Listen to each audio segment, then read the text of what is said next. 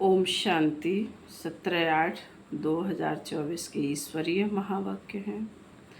मीठे बच्चे, विनाशी शरीरों से प्यार ना करके अविनाशी बाप से प्यार करो तो रोने से छूट जाएंगे। प्रश्न, अनराइटियस प्यार क्या है और उसका परिणाम क्या होता है? उत्तर, विनाशी शरीरों में मोह रखना अनराइटियस प्यार है। जो विनाशी चीज़ों में मोह रखते हैं वह रोते हैं। देह अभिमान के कारण रोना आता है। सतयुग में जब आत्मा अभिमानी है, सतयुग में सब आत्मा अभिमानी है, इसलिए रोने की बात नहीं रहती। जो रोते हैं वह खोते हैं। अविनाशी बाप की अविनाशी बच्चों को अब शिक्षा मिलती है। देही अभिमानी बनो तो रोने से छूट जाएंगे। ओम शांति। यह तो बच्चे ही जानते हैं कि आत्मा अविनाशी है और बाप भी अविनाशी है। तो प्यार किसको करना चाहिए? अविनाशी आत्मा को। अविनाशी को ही प्यार करना है। विनाशी शरीर को थोड़े ही प्यार करना चाहिए। सारी दुनिया विनाशी है। हर एक चीज विनाशी है। यह शरीर विनाशी है। आत्मा अविनाशी है। आत्मा का प्यार अविनाशी होता है। आत्मा कभी मरती नहीं। उसको कहा जाता है राइटियस। बाप कहते हैं तुम अनराइटियस बन गए हो। वास्तव में अविनाशी का अविनाशी के साथ प्यार होना चाहिए। तुम्हारा प्यार अब विनाशी शरीर के साथ हो गया है, इसलिए रोना पड़ता है। अविनाशी के साथ प्यार नहीं, विनाशी के साथ प्यार होने से रोना पड़ता है। अभी तुम अपने को अविनाशी आत्मा समझते हो तो रोने की बात नहीं, क्योंकि आत्म अभिमानी है। तो बाप अब तुम बच्चों को आत्म अभिमानी बनाते हैं। देह अभिमानी होने से रोना होता है। विनाशी शरीर पिछाड़ी रोते हैं। समझते भी है आत्मा मरती नहीं है। बाप कहते हैं अपने को आत्मा समझो। तुम अविनाशी बाप के बच्चे अविनाशी आत्मा हो। तुमको रोने की दरकार नहीं। आत्मा एक शरीर छोड़ जाए दूसरा पार्ट बजाती है। ये तो खेल है। तुम शरीर में ममत्व क्यों रखते हो? देह सहित देह के सब संबंधों से बुद्धि योग तोड़ो। अपने को अविनाशी आत्मा नहीं समझो। आत्मा कभी मरती नहीं है। गायन भी है, जो रोया सुख होया। आत्म अभिमानी बनने से ही लायक बन जाएंगे। तो बाप आकर देह अभिमानी से आत्म अभिमानी बनाते हैं। कहते हैं तुम कैसे भूले हुए हो। जन्म जन्मांतर तुमको रोना पड़ता है। अब फिर से तुमको आत्म अभिमानी बनाने की शिक्षा मिलती है। बाबा कहते हैं अब फिर से तुमको आत्म अभिमानी बनने की शिक्षा मिलती है। फिर तुम कभी रोएंगे नहीं। यह है रोने की दुनिया, वह है हंसने की दुनिया। यह दुख की दुनिया, वह सुख की दुनिया। बाप बहुत अच्छी रीति शिक्षा देते हैं। अविनाशी बाप की अविनाशी बच्चों को शिक्षा मिलती है। वह देह अभिमानी है तो देह को ही देख शिक्षा देते हैं। तो देह की याद आने से रोते हैं। देखते भी है शरीर खत्म हो गया, फिर उनको याद करने से क्या फायदा। मिट्टी को याद किया जाता है क्या? अविनाशी चीज ने जाकर दूसरा शरीर लिया। यह तो बच्चे जानते हैं, जो अच्छा कर्म करता है उनको फिर शरीर भी अच्छा मिलता है। कोई को खराब रोगी शरीर मिलता है, वह भी कर्मों का अनुसार है, वह भी कर्मों अनुसार है। ऐसा नहीं कि अच्छा कर्म किया है तो ऊपर चले जाएंगे। नहीं, ऊपर तो कोई जा नहीं सकते। अच्छे कर्म किए हैं तो अच्छा कहलाएंगे, जन्म अच्छा मिलेगा। फिर भी नीचे तो उतरना ही है। तुम जानते हो कि हम चढ़ते कैसे हैं। भल अच्छे कर्मों से कोई महात्मा बनेगा, फिर भी कला तो कम होती जाएगी। बाप कहते हैं फिर भी ईश्वर को याद कर अच्छा कर्म करते हैं तो उनको अल्पकाल क्षण भंगुर सुख देता हूँ। फिर भी सीढ़ी नीचे उतरना ही है। नाम करके अच्छा हो। यहाँ तो मनुष्य अच्छे बुरे कर्मों को भी नहीं पहचानते। बाबा कहते हैं यहाँ तो मनुष्य अच्छे बुरे कर्मों को भी नहीं जानते हैं। रिद्धि सिद्धि वालों को कितना मान देते हैं। उन्हों के पिछाड़ी मनुष्य जैसे हैरान होते हैं। तो सारा अज्ञान समझो। कोई इनडायरेक्ट दान पुण्य करते हैं, धर्मशाला हॉस्पिटल बनाते हैं, तो दूसरे जन्म में उसका एवजा जरूर मिलता है। बाप को याद करते हैं, भल गालियाँ भी देते हैं, तो भी मुख से भगवान का नाम कहते हैं। बाकी अनजान होने के कारण जानते कुछ नहीं। भगवान को याद कर रुद्र पूजा करते हैं, रुद्र को भगवान समझते हैं, रुद्र यज्ञ रचते हैं, शिव व रुद्र की पूजा करते हैं। बाप कहते मेरी पूजा करते हैं, परंतु बेसमझी से क्या क्या बनाते हैं, क्या क्या करते हैं, जिससे मनुष्य उतने उन्हों के, बाबा ने कहा जितने मनुष्य उतने उन्हों के गुरु हैं। झाड़ में नए नए पत्ते टाल टालियां आदि निकलते हैं तो वह कितना शोभते हैं। सतोगुणी होने के कारण उनकी महिमा होती है। बाप कहते हैं कि यह दुनिया है ही विनाशी चीज़ों को प्यार करने वाली। कोई कोई का बहुत प्यार होता है तो मोह में जैसे पागल बन जाते हैं। बड़े बड़े सेठ लोग मोहवश पागल हो जाते। माताओं को ज्ञान ना होने के कारण विनाशी शरीर पिछाड़ी विधवा बन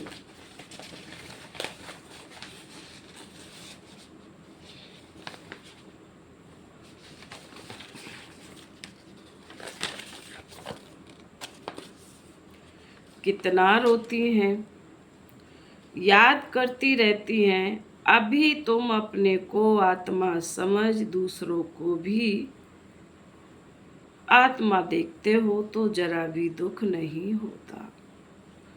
पढ़ाई को सोर्स ऑफ इनकम कहा जाता है।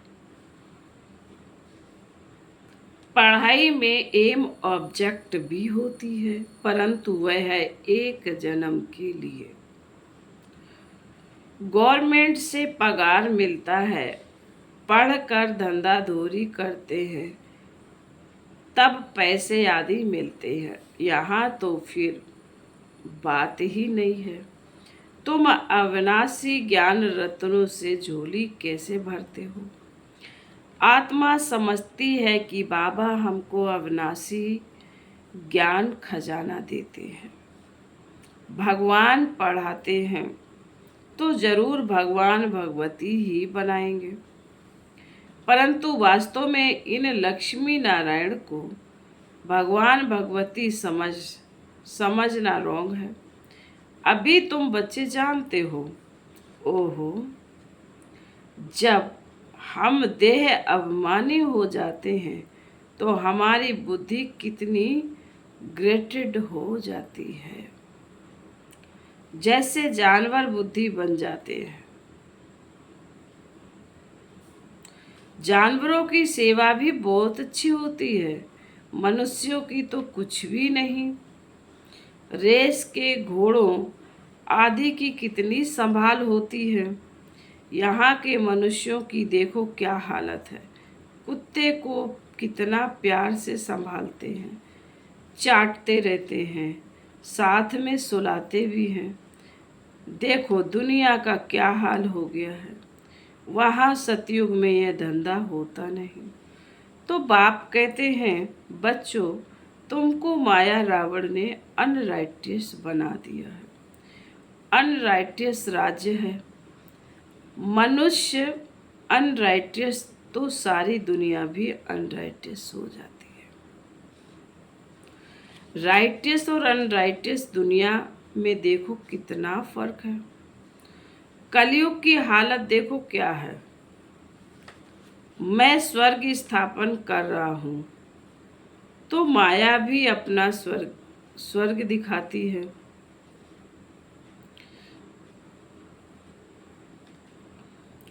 टेम्पटेशन देती है। आर्टिफिशियल धन कितना है, समझते हैं हम यहाँ ही स्वर्ग में बैठे हैं। स्वर्ग में थोड़े ही इतने ऊंचे 100 मंजिल के मकान आदि होते हैं। कैसे कैसे मकान सजाते हैं। वहाँ तो डबल स्टोरी के भी मकान नहीं होते। मनुष्य ही बहुत थोड़े होते हैं। इतनी जमीन तुम क्या करेंगे। यहाँ जमीन के पीछे कितना लड़ते झगड़ते हैं। वहाँ सारी जमीन तुम्हारी रहती है। कितना रात दिन का फर्क है। वह लौकिक बाप, यह अलौकिक बाप। पारलौकिक बाप बच्चों को क्या नहीं देते। आधा कल्प तुम भक्ति करते हो। बाप साफ कहते हैं, इनसे मुक्ति नहीं मिलती है, अर्थात मेरे से नहीं कब मिलते। तुम मुक्ति धाम में मेरे से मिलते हो। मैं भी मुक्ति धाम में रहता हूँ, तुम भी मुक्ति धाम में रहते हो। फिर वहाँ से तुम स्वर्ग में जाते हो। वहाँ स्वर्ग में मैं नहीं होता हूँ। यह भी ड्रामा है। फिर हूबहू ऐसे रिपीट होगा। फिर यह ज्ञान भूल जाएगा, माया लोप हो जाएगा। बाबा ने कहा, हूबहू ऐसे रिपीट होगा, फिर यह ज्ञान भूल जाएगा, प्राय लोप हो जाएगा। जब तक संगम युग नहीं आया है तब तक गीता का ज्ञान हो कैसे सकता। बाकी जो भी शास्त्र आदि हैं वह है भक्ति मार्ग के शास्त्र। अब तुम नॉलेज सुन रहे हो। मैं बीज रूप ज्ञान का सागर हूँ। तुमको कुछ भी करने नहीं देता, पाँव भी पड़ने नहीं देता। पाँव किसके पड़ेगा, शिव बाबा के तो पाँव हैं नहीं। यह तो ब्रह्मा के पाँव पड़ना हो जाएगा। मैं तो तुम्हारा गुलाम हूँ। उनको कहते हैं निराकारी निरहंकारी। सो भी जब वह एक्ट में आए तब तो निरहंकारी कहा जाए। बाप तुमको अथाह ज्ञान देते हैं। यह है अविनाशी ज्ञान रत्नों का दान। फिर जो जितना लेवे अविनाशी ज्ञान रत्न लेकर फिर औरों को दान करते जाओ। इन रत्नों के लिए ही कहा जाता है, एक रत्न लाखों का है। कदम कदम पर पदम देने वाला तो एक ही बाप है। सर्विस पर बड़ा अटेंशन चाहिए, तुम्हारा कदम है याद की यात्रा का। उनसे तुम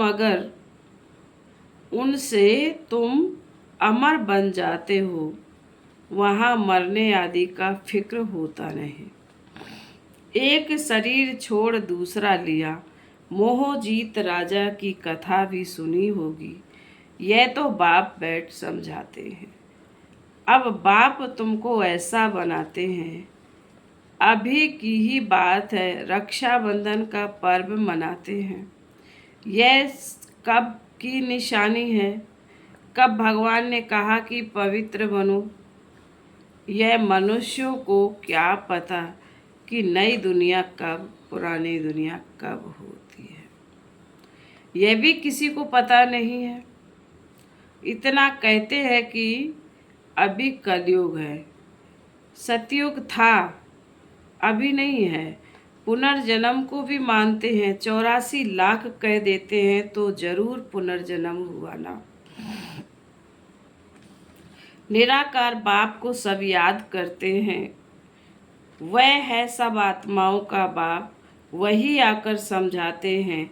देहधारी बापू तो बहुत हैं, जानवर भी अपने बच्चों के बापू हैं। उनके लिए तो ऐसा नहीं कहेंगे कि जानवरों का बाप। सतयुग में कोई कुछ किचड़ा पट्टी होता नहीं। जैसा मनुष्य वैसा फर्नीचर, वहाँ पक्षी आदि, बाबा ने कहा वहाँ पंछी आदि भी फर्स्ट क्लास खूबसूरत होते हैं। सब अच्छी अच्छी चीज़ें होंगी। वहाँ फल कितना स्वीट बड़े होंगे, बड़े होते हैं। फिर वह सब कहाँ चला गया? स्वीट से निकल कड़वाहट आ जाती है। थर्ड क्लास बनते हैं तो चीज़ें भी थर्ड क्लास बन जाती हैं। सतयुग है फर्स्ट क्लास तो सब चीज़ें फर्स्ट क्लास मिलती हैं। कलयुग में है थर्ड क्लास, सब चीज़ें सतो रजो तमो से पास होती हैं। यहाँ तो कोई मज़ा नहीं है। आत्मा भी सतो प्रधान, तो शरीर भी, आत्मा भी तमो प्रधान तो शरीर भी तमो प्रधान। अभी तुम बच्चों को ज्ञान है, कहाँ यह रात दिन का फर्क है। बाप तुमको कितना ऊंच बनाते हैं, जितना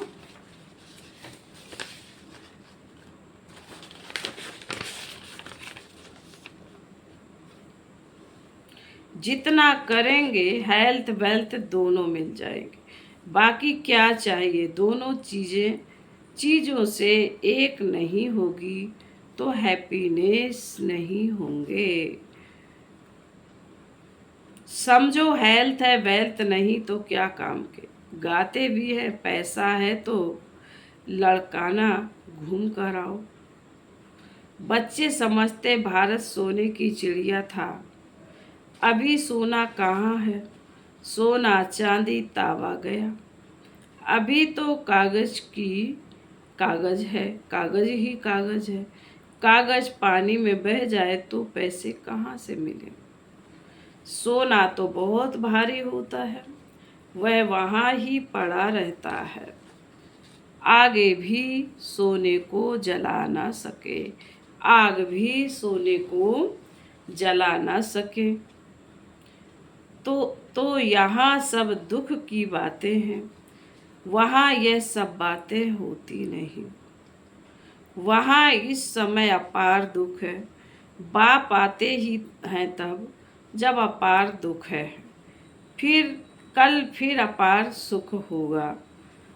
बाबा तो कल्प आकर पढ़ाते हैं। यह कोई नई बात थोड़े ही है, खुशी में रहना चाहिए, खुशी ही खुशी, यह अंत की बात है। अतीन्द्रिय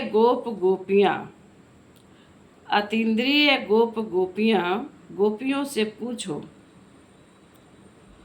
बाबा ने कहा, तीन्द्रिय सुख गोप गोपियों से पूछो, पिछाड़ी में तुम बहुत अच्छी रीति समझ जाते हो।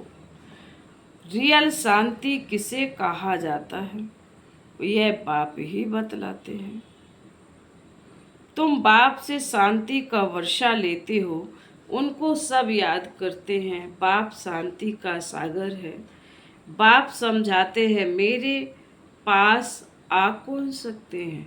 फलाना फलाना धर्म फलाने फलाने समय पर आते हैं, स्वर्ग में तो आ ना सके। अभी साधु संत ढेर निकल पड़े हैं तो उन्हों की महिमा होती। पवित्र है तो उनकी महिमा जरूर होनी चाहिए। अभी नए उतरे हैं, पुरानों की तो इतनी महिमा हो ना सके। वह तो सुख भोग तमो प्रधान में चले गए हैं। कितने ढेर किस्म किस्म के निकलते जाते हैं। इस बेहद के झाड़ को कोई जानते नहीं है। बाप समझाते हैं कि भक्ति की सामग्री इतनी है, जितना झाड़ फैला होता है। ज्ञान बीज थोड़ा होता है, भक्ति को आधा कल्प लगता है।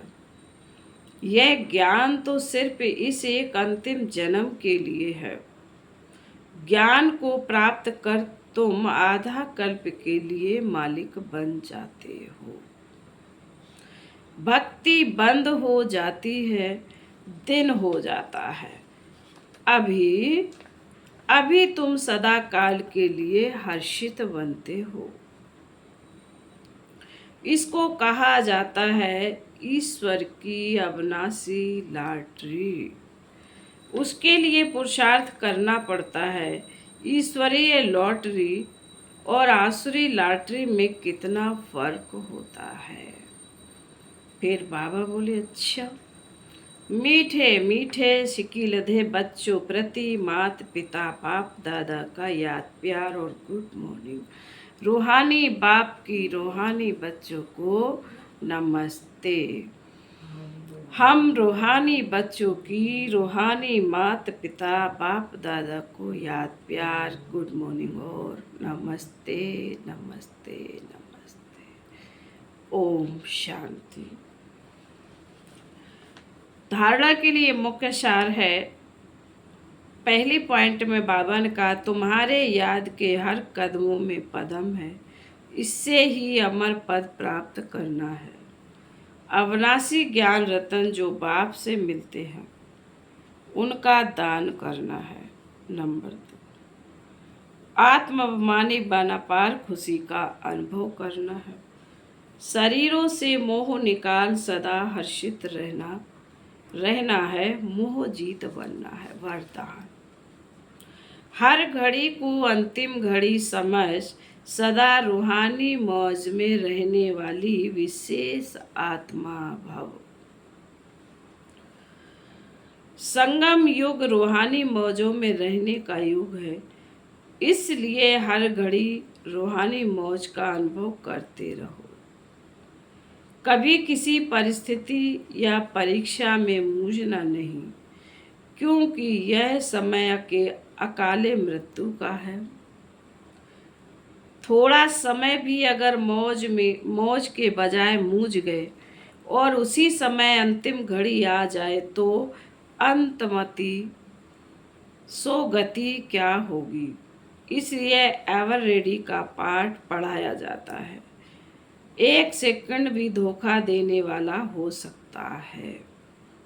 इसलिए स्वयं को विशेष आत्मा समझ कर हर संकल्प बोल और कर्म करो और सदा रूहानी मौज में रहो। स्लोगन, अचल बनना है तो व्यर्थ और अशुभ को समाप्त करो। ओम शांति।